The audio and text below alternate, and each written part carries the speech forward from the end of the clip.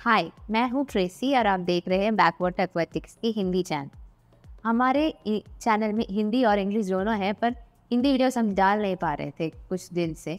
तो शुरू करते हैं आज की वीडियो। मेरे पीछे जो एक टैंक आप देख रहे हैं, ये है एक 120p टैंक, यानी कि 4 फीट टैंक। अगर आप इस हॉबी में नए आना चाहते हैं तो आपको थोड़ी इन्फॉर्मेशन जान लेना ज़रूरी है, ताकि आगे जाके आप कि ये नई हॉबी एंजॉय करते हैं। और आज मैं आपको ये इन्फॉर्मेशन शेयर करने जा रही हूँ। एक हाईटेक प्लांटेड एक्वेरियम जैसे कि जो मेरे पीछे हैं, ऐसी एक टैंक बनाना और मेंटेन करने के लिए आपको 5 चीज़ों की ध्यान रखना चाहिए। एक है उसकी लाइटिंग, सेकंड उसकी CO2 सिस्टम, थर्ड उसकी अच्छी फिल्ट्रेशन, फोर्थ फर्टिलाइजेशन और फिफ्थ और मोस्ट इम्पॉर्टेंट उसकी मेंटेनेंस। आप सबके घर में, आपकी बालकनी में तो प्लांट्स होंगे। क्यों आप बालकनी में रख रहे हैं? ताकि उनके सनलाइट मिले। ऐसे ही प्लांटेड एक्वेरियम की प्लांट्स को लाइट चाहिए। एक प्लांटेड एक्वेरियम की लाइट चूज करने के पहले 3-4 बातों की ध्यान रखना चाहिए, ताकि आपको एक अच्छी वाइब्रेंट प्लांटेड एक्वेरियम मिले। एक है आपकी एक्वेरियम की हाइट और उसकी साइज। दूसरी बात होगी उसकी जो प्लांट्स उसमें आप डाल रहे हैं। तीसरी होगी उसकी CO2 system, whether it has a CO2 और नॉट। और फोर्थ है उसकी फर्टिलाइजेशन कैसी होगी। इन 4 चीज़ों को कंसिडर करने के बाद ही आप अपनी लाइट चूज़ करें।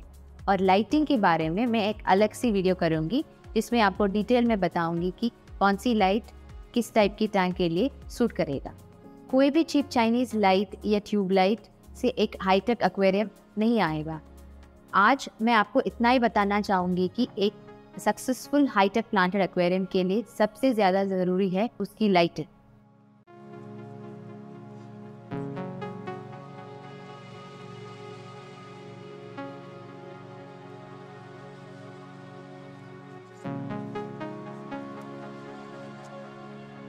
दूसरी है फिल्ट्रेशन। फिल्ट्रेशन एक एक्वेरियम की जान होती है। उसी पे डिपेंड करता है कि आपकी एक्वेरियम कितनी स्मूथ जाएगा। आप चाहे तो स्पॉन्ज फिल्टर्स ये सब यूज़ कर सकते हैं, पर छोटी टैंक्स के लिए, एक बड़ी टैंक के लिए अच्छी फिल्ट्रेशन बहुत ज़्यादा ज़रूरी है। और वो सब एक कैनिस्टर फिल्टर ही कर सकता है, क्योंकि उसमें हम मीडिया डालते हैं। मीडिया में बैक्टीरिया होते हैं जो फिल्ट्रेशन में उसकी आपकी सहायता करें। इसलिए फ़िल्टर के बारे में बात करने से ज़्यादा मैं मीडिया पे बात करना चाहती हूँ। आपको टॉप क्वालिटी मीडिया चूज़ करना चाहिए, जैसे कि एक्वेरियो की Neo Media, Bio Home Ultimate, और आपका बजट थोड़ा कम हो तो एक्वेटिक रेमेडीज़ की एक्सपोज।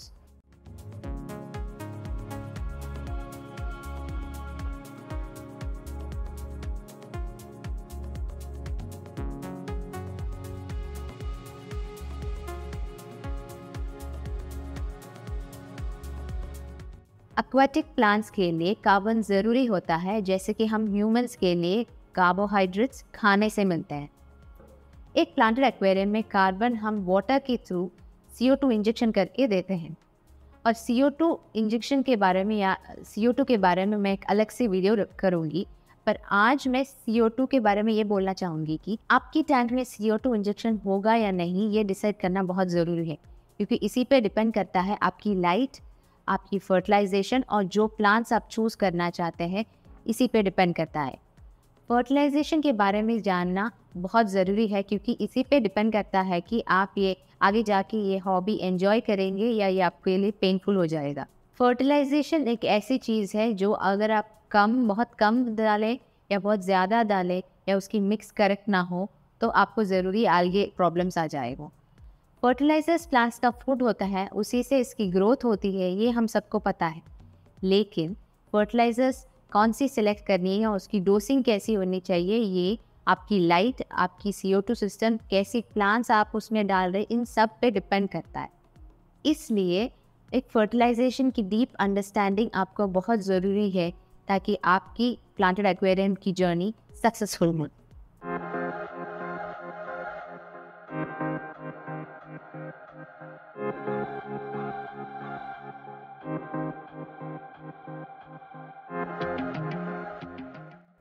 पांचवा और मोस्ट इम्पॉर्टेंट या ब्यूटीफुल या मेस्मराइजिंग फेस होता है उसकी मेंटेनेंस।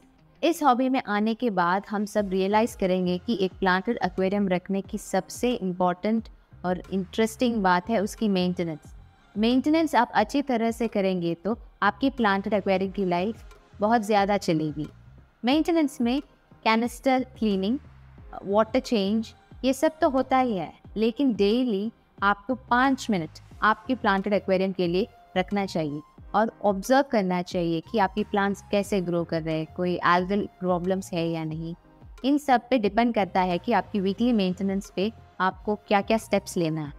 इसलिए प्लांटेड एक्वेरियम में मेंटेनेंस मतलब प्राइमरी ऑब्जर्वेशन, और ऑब्जर्वेशन से आपको मिलेगा रिलैक्सेशन। आप रिलैक्स कर रहे हैं तो इसका मतलब क्या है, आप ये हॉबी एंजॉय कर रहे हैं। लेकिन ये मेंटेनेंस सिर्फ रिलैक्सेशन नहीं है, थोड़ा काम तो करना पड़ेगा। पहले होगी 50% वीकली वाटर चेंज, दूसरी सबस्ट्रेट क्लीनिंग और तीसरी होगी फिल्टर क्लीनिंग। मैंने आपको जो 5 फैक्टर्स बताए हैं उसे आप समझिए, इस हॉबी में आइए, हमारे चैनल सब्सक्राइब कीजिए और इस ब्यूटीफुल हॉबी को एंजॉय कीजिए।